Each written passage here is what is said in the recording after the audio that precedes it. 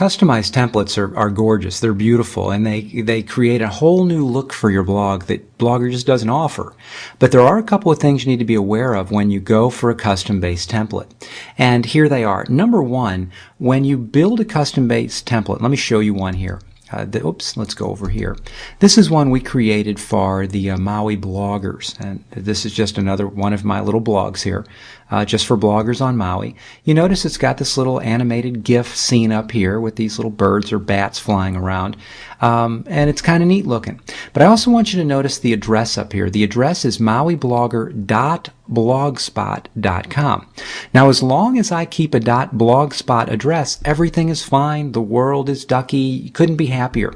But the instant I decide to change my domain from mauiblogger.blogspot.com to, say, mauiblogger.com, when I get a Google ad, when I use GoDaddy, for example, if I choose to do that, all of this will disappear. This picture will disappear on the top, this sidebar on the left will disappear, and here's why.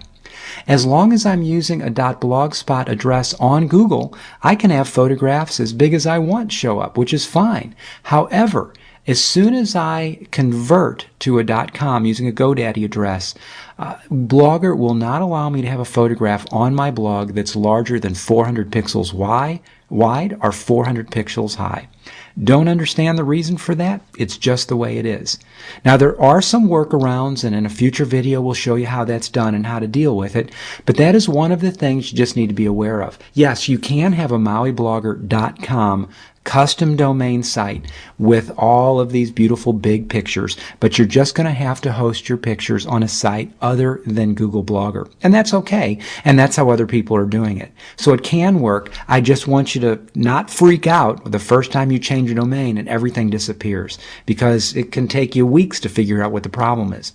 The second issue is, and I'm going to come down here, and again, notice that there's no Google navigation bar up here. So the only way to get there is to come down to where the pencil is. And since I am not signed into this account, I cannot make changes on here. So let's go back to the likability marketing, and I'll show you what I mean.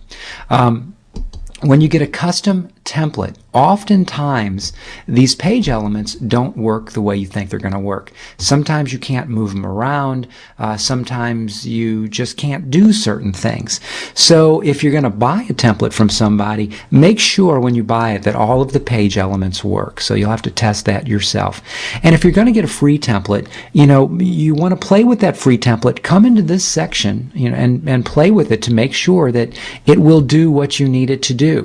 And finally, the only other thing I've found with some of the free templates that can be an issue are under the fonts and colors. So when you're under template fonts and colors and you have, again, a free template, when you make a change, like for example the main background color, and you come down here and you see that there's the main background color and I can change it to green or whatever I want, oftentimes again on these free templates you don't have the flexibility of making those changes. So it's just some of the pros and cons you'll have to deal with some of the free templates. But in my view, yes, I think it's well worth it. I think some of these free templates are just amazing.